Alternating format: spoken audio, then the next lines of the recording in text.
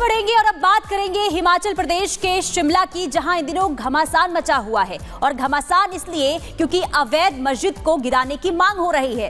अब अवैध मस्जिद को गिराया जाएगा या फिर नहीं, ये अभी बड़ा सवाल बना हुआ है। लेकिन दूसरी तरफ गुरुवार को हिंदू संगठनों ने जो अल्टीमेटम दिया था अवैध मस्जिद को गिराने का, वो अल्टीमेटम आज खत्म हो गया है। अब आगे हिंदू संगठन क्या करने वाले हैं वो आपको इस रिपोर्ट के जरिए दिखाते हैं।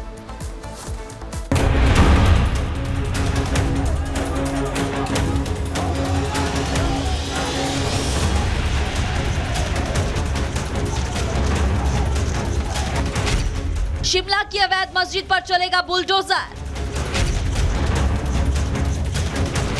आज हिंदूवादी संगठनों के अल्टीमेटम का आखिरी दिन।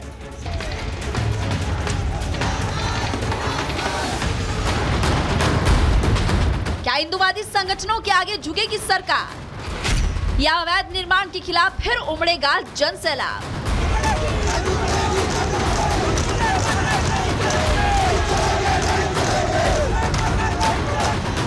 गुरुवार को जब अवैध मस्जिद के खिलाफ हिंदूवादी संगठनों का गुस्सा फूटा था तो प्रदर्शनकारियों ने सुक्खू सरकार को 2 दिनों के भीतर अवैध मस्जिद को गिराने का अल्टीमेटम दिया था।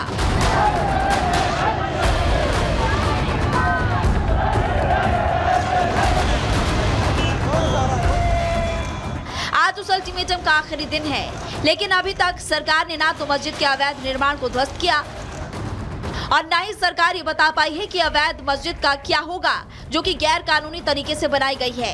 ऐसे में अवैध मस्जिद के खिलाफ बवाल बढ़ना तय है। ये जो 2 मंजिला है, इनका जो चलता है, कोई अपना पूजा से संबंधित कार्य हो वहाँ तक करते, उसके बाद इन्होंने अपने रिहायशी मकान बना दिए, उसी में इनका रहने का है। और साथ में हमारे जो लोग हैं इनके साथ आए दिन छेड़छाड़, लोग स्कूली बच्चे हैं, महिलाएं हैं, कोई वहाँ से गुजर नहीं पाता है। फिर ये जो मामला है ये हमारे नगर निगम न्यायालय में उपचाराधीन है, लेकिन अभी तक इसके बारे में कोई भी सुनवाई नहीं हुई थी प्रॉपर। अब फैसला ये है, देखो जनता को उम्मीदें हैं कि पब्लिक के हित में, आम जनता के हित में ये निर्णय होगा। लेकिन अगर नहीं भी होता है तो आम जनता ने सरकार, प्रशासन और नगर निगम को चेता दिया है कि अब फिर निर्णय हम करेंगे। अवैध मस्जिद के खिलाफ एक तरफ जहां हिंदूवादी संगठनों की सड़क पर लड़ाई जारी है, वहीं आज संजौली में बनी मस्जिद को लेकर नगर निगम शिमला के कमिश्नर कोच में सुनवाई हुई। ये सुनवाई कमिश्नर भूपेंद्र अत्री के कोच में हुई। हालांकि इस पर कोई फैसला नहीं आ सका और सुनवाई टल गई। अब मामले की अगली सुनवाई 5 अक्टूबर को होगी। ओनरशिप का मसला डिसाइड हो चुका हुआ कि 1947 से वक्फ बोर्ड इसका प्रॉपर्टी का मालिक है और मालिक है ये। अच्छा, यानी ये जो पूरी की पूरी बिल्डिंग है वो वक्फ बोर्ड की 1947 की रिकॉर्ड। बिल्डिंग की बात नहीं कर रही हूँ, मैं मस्जिद की बात कर रहा हूँ। और उसके साथ जो हाउसेज है, जो सर्वे हुआ था वक्फ का 1947 में, उस टाइम से लेकर के वक्फ बोर्ड इसकी प्रॉपर्टी का मालिक है। यानी जमीन है, यानी जो जमीन है वो वक्फ बोर्ड की है। हाँ, यस। नहीं तो जो लीगैलिटी है, जो बिल्डिंग के जो फ्लोर है उसके ऊपर क्या बोला गया, क्या वो लीगल है? वो तो स्टेटस रिपोर्ट फाइल करेंगे ना जेई कंसर्न, और उसका रिप्लाई दिया जाएगा। कब तक करेंगे वो लीगल रिपोर्ट सबमिट? 5 अक्टूबर को लगा हुआ केस, उस दिन करेंगे। हिंदू संगठनों को भरोसा है कि कोर्ट से उन्हें राहत जरूर मिलेगी और नगर निगम कोर्ट अवैध मस्जिद को लेकर उनके हक में फैसला सुनाएगी। वहीं 2 दिनों का अल्टीमेटम खत्म होने के बाद अवैध मस्जिद को लेकर बवाल बढ़ना एक बार फिर से तय माना जा रहा है। Bureau report, Republic Bharat. और चलिए अब बात करते हैं कोलकाता की। कोलकाता में जिस तरह से ट्रेनी डॉक्टर के साथ बर्बरता की गई, दरिंदगी की सारी हदें पार कर दी गई। आरोपी संजय का डीएनए मैच हो चुका है, तो वहीं संदीप घोष से लगातार सीबीआई पूछताछ कर रही है। लेकिन अब इस मामले में ईडी की भी एंट्री हो चुकी है। संजय घोष के फार्म हाउस पर ईडी ने जाकर के रेड की, तो वहीं संजय के करीबियों पर भी किस तरह से शिकंजा कसा जा रहा है। और अब सीबीआई और ईडी ये जानने की कोशिशों में है कहां किसका क्या रोल था, किसको कहां से कमांड मिल रही थी। एक रिपोर्ट देखिए।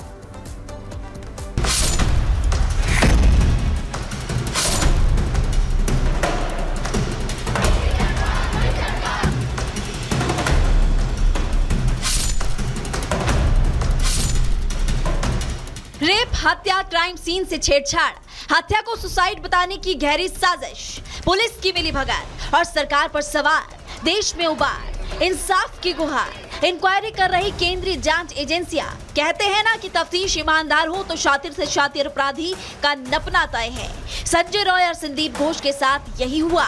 अस्पताल में डॉक्टर बिटिया के साथ हुई दरिंदगी में आरोपी संजय रॉय का साथ देने, सबूत के साथ छेड़छाड़ करने, वित्तीय अनियमितता और मनी लॉन्ड्रिंग के आरोप में संदीप घोष जांच एजेंसी के शिकंजे में है। पहले सीबीआई ने 16 दिन की लंबी पूछताछ के बाद संदीप घोष को गिरफ्तार किया और अब ईडी ने शिकंजा कसा है। 6 सितंबर को प्रवर्तन निदेशालय ने संदीप पर मनी लॉन्ड्रिंग के आरोप में छापेमारी की। ईडी ने घोष बाबू के घर समेत 6 ठिकानों पर रेड डाली।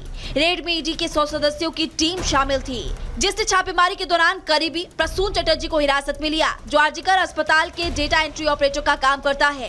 प्रसून सेमिनार हॉल के वायरल वीडियो में दिखा था। आरोप है कि वो संदीप घोष के वित्तीय मामले को संभालता था। इसके साथ ईडी ने संदीप के आलीशान फार्म हाउस पर छापा मारा, जिसकी कीमत करोड़ों की बताई जा रही है। संदीप घोष के करोड़ों के फार्म हाउस में ऐशो आराम की सारी चीजें मौजूद है।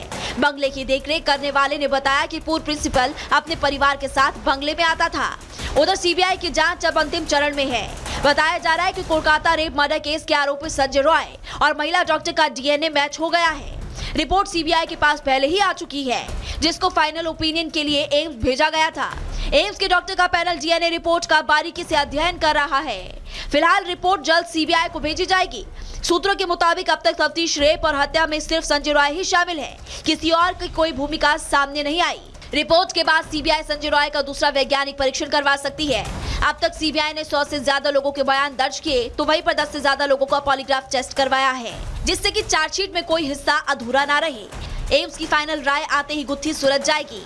डीएनए सबूत अपराधी के खिलाफ एक मजबूत मामला बनाने में मदद करते हैं। उधर सीबीआई ने आरजीकर मेडिकल कॉलेज के 3 कमरों की 3D मैपिंग की, जिसमें कई संदिग्धों के पैरों के निशान भी मिले और इसमें अभिया के पैरों के निशान भी है। इसके साथ 3D मैपिंग में खून के धब्बे भी मिले हैं और अब सीबीआई इन सभी सबूतों के आधार पर अपनी चार्जशीट दाखिल करेगी। Bureau report, Republic Bharat.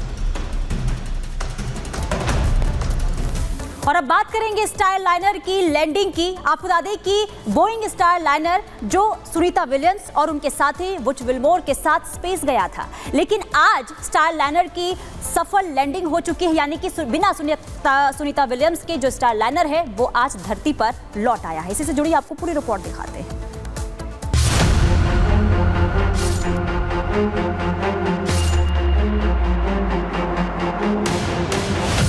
3 महीने बाद धरती पर आया बोइंग का स्टारलाइनर। अंतरिक्ष यात्री के बिना हुई न्यू मैक्सिको में लैंडिंग। अभी अंतरिक्ष में रहेंगे सुनीता विलियम्स और Barry Butch Wilmore. Astronaut Sunita Williams और बुच विल्मोर को स्पेस स्टेशन पर अटकाकर बोइंग का स्टारलाइनर आखिरकार 3 महीने बाद धरती पर लौट आया। जून के पहले हफ्ते में बोइंग स्टारलाइनर स्पेसक्राफ्ट सुनीता और बुच को अंतरिक्ष में ले गया था। इसके बाद उसमें टेक्निकल फॉल्ट आ गया और दोनों एस्ट्रोनॉट्स पृथ्वी पर वापस नहीं आ पाए थे। अब ये स्पेसक्राफ्ट बिना क्रू के पृथ्वी पर वापस लैंड कर चुका है। जानकारी के अनुसार स्टारलाइनर भारतीय समय अनुसार तड़के 3:30 पर स्पेसक्राफ्ट इंटरनेशनल स्पेस स्टेशन से अलग हुआ। करीब 6 घंटे का सफर तय किया। सुबह 9:32 पर ये अमेरिका के न्यू मैक्सिको के व्हाइट सैंड स्पेस हार्बर में लैंड हुआ। ये स्पेसक्राफ्ट कैसे लैंड हुआ और इसकी सेफ लैंडिंग की क्या प्रक्रिया थी, वो भी समझना जरूरी है। धरती पर लैंड होने से पहले स्टारलाइनर ने 8.58 पर अपने डी ऑर्बिट बर्न को पूरा किया। इस बर्न के बाद करीब 44 मिनट लगे उसे जमीन पर उतरने में। लैंडिंग के समय वायुमंडल में इसका हीट शील्ड एक्टिव था। इसके बाद ड्रो पैराशूट डिप्लॉय किया गया। फिर रोटेशन हैंडल रिलीज हुआ, जिसे स्पेसक्राफ्ट गोल घूमना बंद कर दे और सीधे एक ही स्थिति में लैंड करे। स्पेसक्राफ्ट ने नीचे की तरफ लगा हीट शील्ड निकाला। इसके बाद एयरबैग खुले और फिर एयरबैग कुशन लैंडिंग होती है। तब रिकवरी टीम आकर स्पेसक्राफ्ट को रिकवर करती है। स्टारलाइनर की लैंडिंग के बाद नासा और बोइंग की टीम इसे वापस असेंबली यूनिट से लेकर जाएगी और जहां पर इसकी जांच भी की जाएगी। ये पता किया जाएगा कि आखिर किस वजह से प्रोपल्शन सिस्टम में दिक्कत आई, क्यों स्पेसक्राफ्ट ने डॉकिंग में सुनीता और बुच को दिक्कत दी थी। हालांकि सुनीता विलियम्स और बुच अभी भी स्पेस में है। फरवरी 2025 में दोनों अंतरिक्ष यात्रियों को धरती पर वापस लाने के लिए क्रू ड्रैगन कैप्सूल भेजा जाएगा। Bureau report, Republic Bharat. और अगली खबर नोएडा से है, जहां पर पुलिस और बदमाशों के बीच मुठभेड़ हुई। पुलिस ने अवैध हथियार भी बरामद किए हैं। कौन है ये बदमाश और इनसे जुड़ी और क्या कुछ जानकारी है, इसे 1 मिनट की रिपोर्ट में समझिए।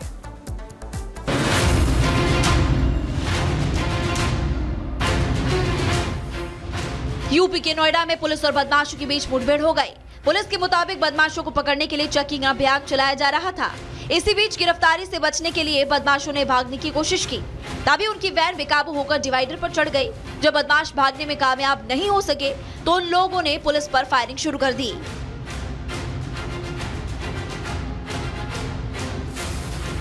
जवाबी कार्रवाई में पुलिस ने आरोपियों पर गोलीबारी की, जिससे बदमाशों के पैर में गोली लग गई और इसके बाद पुलिस के जवानों ने दोनों बदमाशों को धर दबोचा। पुलिस ने आरोपी के पास से अवैध हथियार और गाड़ी जब्त की है। पुलिस के मुताबिक आरोपी के ऊपर पहले से कई मुकदमे दर्ज हैं। पुलिस ने आरोपियों से पूछताछ शुरू कर दी है। Bureau report, Republic Bharat.